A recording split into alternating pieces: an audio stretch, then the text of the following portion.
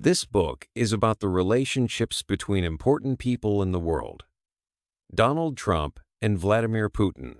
To understand what is happening now in the world, it is important to understand how these leaders interact with each other.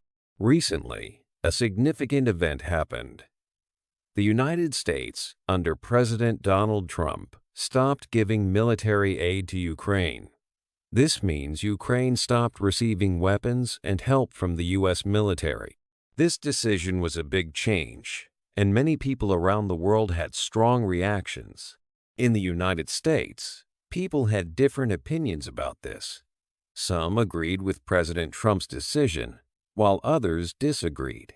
In Europe, many countries were worried and said this was not a good decision. They thought it could make things more difficult for Ukraine. However, Russia reacted positively to this news. Russia seemed to welcome the stop of U.S. military aid to Ukraine. To understand why this happened, we need to look at the history between these leaders and countries. The relationship between Donald Trump and Volodymyr Zelensky, the president of Ukraine, is not simple. Also, Donald Trump has a long history with Vladimir Putin, the president of Russia. Understanding this history is important to understand why the U.S. stopped military aid to Ukraine. This book will explore the history of these relationships. We will look at how Donald Trump's views on Ukraine developed over time. We will also examine important events, like a phone call between Trump and Zelensky that caused a lot of discussion. Furthermore, we will explore the long relationship between Donald Trump and Vladimir Putin and how it has changed. To help us understand these complex relationships, we will include information from experts. These experts have studied these leaders and the countries they lead. They can give us important information and help us understand what is really happening. By looking at the history and listening to experts, we can get a better understanding of the relationships between Donald Trump and Vladimir Putin and why these relationships are important for the world today. 2. Trump and Ukraine before Zelensky. Before Volodymyr Zelensky became president of Ukraine, Donald Trump already had some ideas about the country. These ideas were mostly based on what Trump thought happened in the 2016 U.S. elections. Trump believed that Ukraine tried to help Hillary Clinton and hurt his campaign. He thought Ukraine was trying to make it look like Russia interfered in the election, when he believed it was actually Ukraine. This idea stayed with Trump when he became president. He felt that people wrongly accused him of working with Russia to win the election. He thought that if Ukraine was involved, it would show that he was right and the accusations against him were unfair. To be honest, Trump probably did not know much about Ukraine before this. His main focus was on Russia. He had business interests in Russia, like building projects and partnerships. He traveled to Russia and had connections there. He did not have similar business deals or connections in Ukraine. For Trump, Russia was more important and familiar than Ukraine. So, when thinking about Ukraine, Trump's starting point was often Russia. He did not have a deep understanding of the history or the relationship between Ukraine and Russia. His view of Ukraine was shaped by his belief about the 2016 election and his focus on Russia rather than a real knowledge of Ukraine itself. 3.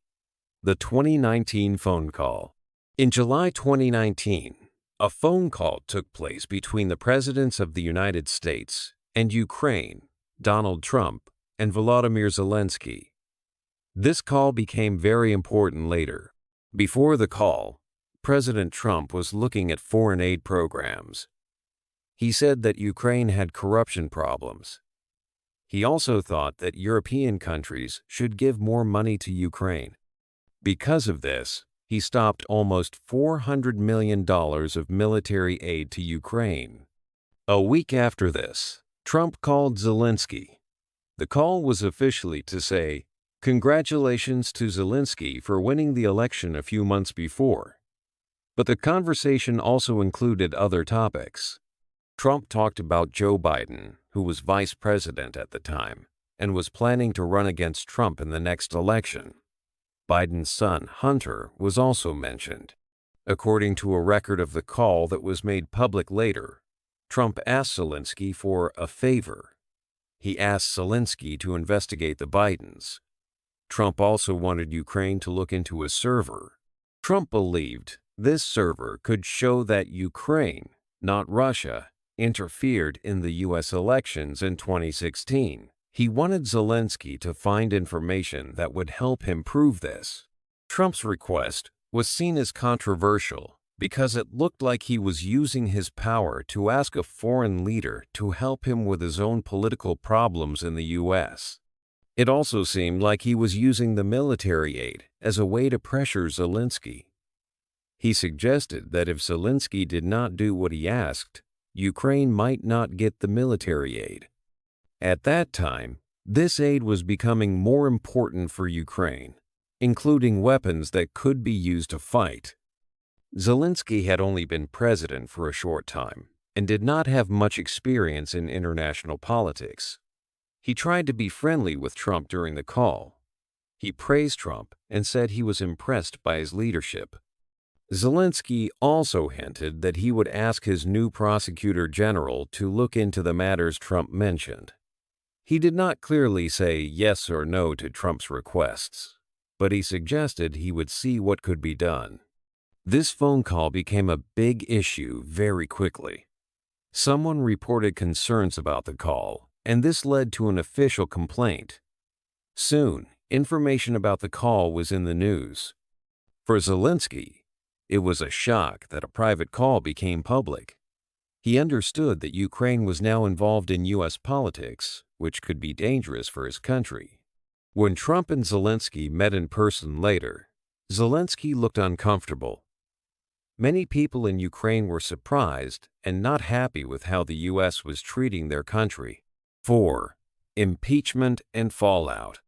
In August, after the phone call, someone made a complaint about what Trump said to Zelensky. This person was called a whistleblower. Because of this complaint, people in the U.S. started to talk about impeachment. Impeachment is like starting a trial to remove a president from their job. The Democrats in the government said Trump did something wrong. They said he asked Ukraine to help him win the next election by finding bad information about Joe Biden. They thought this was abuse of power. Trump said he did nothing wrong. For Zelensky, this was a difficult time. He was shocked that the phone call became public. Usually, calls between leaders are kept private. He understood that Ukraine was now in the middle of U.S. politics. This was not good for Ukraine. Zelensky and Trump met in person in the U.S. It was not a comfortable meeting. Zelensky looked uneasy and did not seem to know what to say. People in Ukraine were surprised by how the U.S. was treating their country. They felt that the U.S. was putting a lot of pressure on Ukraine and not showing respect. They were also surprised by the strong words Trump used. The impeachment process went on. The House of Representatives, which is like one part of the U.S. government, voted to impeach Trump. They said he abused his power and stopped the government from doing its job properly. But the Senate, another part of the government, voted not to remove him from office. So, the impeachment failed, and Trump stayed president.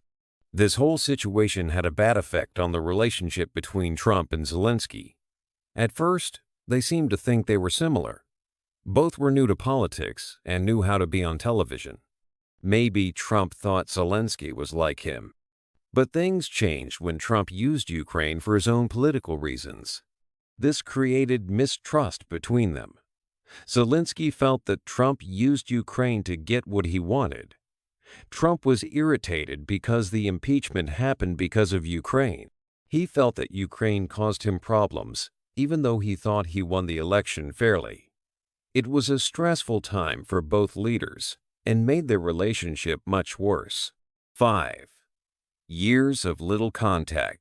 After the difficult time of the impeachment, the relationship between Mr. Trump and Mr. Zelensky became much quieter. The negative feelings and mistrust remained. For a few years, when Mr. Trump was not president, there was very little direct talk between them. It was a period of distance. Ukraine knew U.S. support was important. To keep this support, Ukraine worked in Washington. They used lobbying companies to help them talk to people in the U.S. government and explain their situation. Ukraine wanted to make sure the U.S. continued to help them. During this time, Mr. Trump seemed to talk more with Mr. Putin, the leader of Russia. There were more phone calls between Mr. Trump and Russia than with Ukraine. Communication with Ukraine was not very active. For Ukraine, these were years with less contact with Mr. Trump. It was a calmer time, but also uncertain because they did not know Mr. Trump's future plans. This period of little contact meant the connection between Mr. Trump and Mr. Zelensky became weaker. When Mr. Trump started to plan to become president again, things changed. Ukraine became worried about what would happen next. 6. Trump's return and Ukraine's worry. In 2024, Donald Trump won the election again. This made people in Kyiv, the capital of Ukraine, feel worried. They had seen what happened during Trump's first time as president. But there was also a little bit of hope. Some people in Ukraine were not happy with how President Biden was dealing with the war. They thought he did not have a strong plan. They heard Republicans in the U.S. criticizing Biden's approach. Maybe, some Ukrainians thought, Trump could be different. They had a secret hope that Trump could make peace. They thought maybe he would be strong with Russia. They knew Trump was unpredictable. This might make Putin, the Russian leader, think carefully and decide to stop the war. So, there was a mix of hope and worry in Ukraine. But there was also anxiety. Ukrainians remembered how Trump had reacted to Zelensky, the Ukrainian president, before. They knew Trump still thought Ukraine had tried to interfere in the U.S. election in the past. He believed Ukraine did not support him enough and preferred the Democrats. Trump seemed to want Zelensky to apologize for this. Zelensky understood that he had to change his approach with Trump. He knew Trump was very focused on deals and what America could get in return. So, Zelensky started talking more about American interests in Ukraine. He moved away from talking about democracy and freedom for everyone. Instead, he talked about what was good for America. He tried to be more transactional, like Trump. However, there was a big difference in how Trump and Zelensky saw the world. Trump seemed to believe that big, powerful countries could do what they wanted. Smaller countries like Ukraine just had to accept it. Zelensky, on the other hand, wanted Ukraine to be seen as a partner to the United States, working together. This difference was a big problem. It was not just about personal feelings between Trump and Zelensky. It was a fundamental disagreement about how the world works. It would be very difficult for Ukraine to convince Trump to be a strong ally in their fight against Russia. Trump did not see Ukraine as a necessary partner and did not feel he had to help them. 7. Trump and Putin. A long story. Donald Trump's connection with Russia is a long one. It started in 1987 when he first visited the Soviet Union, which is now Russia. Some say this trip was set up by the mayor of Moscow. Trump looked at places for hotels, but nothing happened then. Later, some people claimed that this trip was more than just business. They said that the KGB, the Soviet Union's secret service, might have been watching Trump. One former KGB agent said that Trump was likely surrounded by KGB agents during his visit, without him knowing. This agent suggested that the KGB might have given Trump ideas and flattered him. After this trip, Trump took out adverts in newspapers in America. In these adverts, he seemed unsure about the U.S. being part of NATO. Some people thought these ideas were similar to what the Soviet Union wanted. The former KGB agent even claimed that the KGB saw this as a success, thinking they had influenced Trump. It is important to note that these claims are not confirmed. However, it is known that the KGB often try to influence people from other countries. It's possible that someone could be influenced without even realizing it. After the Soviet Union fell apart in 1991, Trump did not do much business in Russia for a while. But in the 2000s, he started working with business people from Russia and other countries that were once part of the Soviet Union. Around 2008, a Russian newspaper reported that Trump was thinking about working on old hotels in Moscow.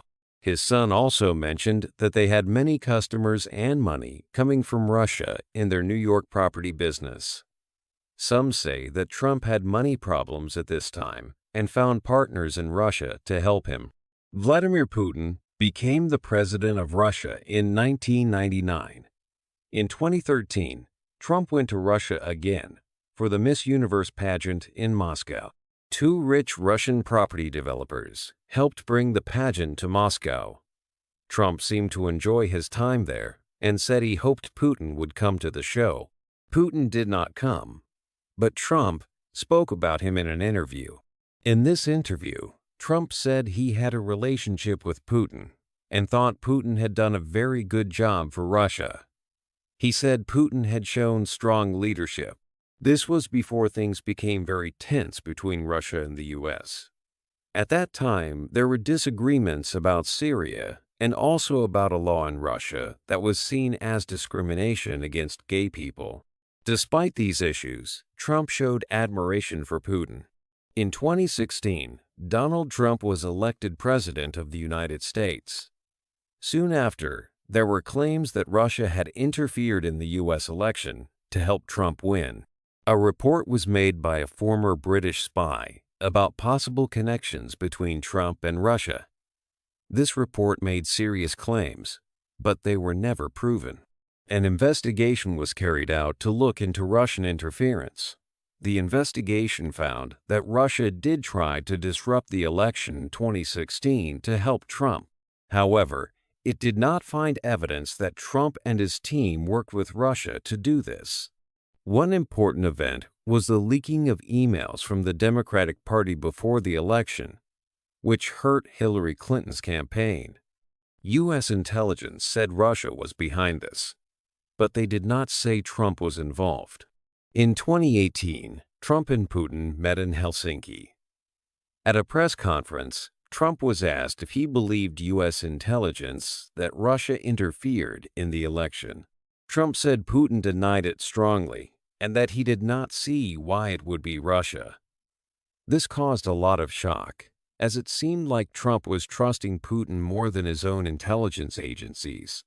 Later, Trump said he misspoke and that he did have faith in U.S. intelligence, even though there was no proof of secret cooperation. Some people noticed that Trump's views and policies often seemed to match Russia's interests. This raised questions about the relationship between Trump and Putin and why Trump rarely criticized the Russian leader. 8. Election meddling in Helsinki. In 2016, there were claims that Russia tried to interfere in the U.S. election. People said Russia wanted to help Donald Trump win. After the election, there was a big investigation called the Mueller report. This report looked into if Russia interfered and if Trump's team worked with Russia. The report said that Russia did try to disrupt the election. They wanted to damage Hillary Clinton and help Trump. One way they did this was by stealing emails from the Democratic Party and making them public before the election. U.S. intelligence agencies said Russia was behind this. However, the Mueller report did not find enough evidence to say that Trump's campaign worked together with Russia to do this.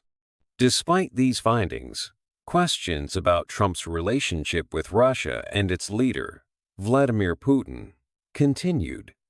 Trump often spoke positively about Putin and seemed to admire him. Some people noticed that Trump's views on some issues were similar to Russia's views. In 2018, Trump and Putin met in Helsinki, Finland. This meeting became very controversial. During a press conference, reporters asked Trump about Russia's election interference. U.S. intelligence agencies had already said Russia was responsible, but when asked if he believed them, Trump seemed to take Putin's side. Trump said Putin strongly denied that Russia interfered. Then Trump said, "I don't see any reason why it would be Russia." This statement caused a lot of shock and anger in the U.S. Many people felt that Trump was trusting Putin more than his own country's intelligence experts. Even Trump's own advisors looked surprised and upset. Later, Trump tried to correct his words, saying he did believe U.S. intelligence. But the Helsinki summit raised serious questions. People wondered why Trump seemed to side with Putin and what this meant for U.S. policy towards Russia and other countries. The nature of the relationship between Trump and Putin and its impact on the U.S. remained a topic of much discussion. Hey there! Just a second before you go. If you learned something new today, please give this video a like, write your thoughts in the comments, and subscribe to the channel. It only takes a second, and it really, really helps to create even better English videos for you. Your support means the world. Thank you.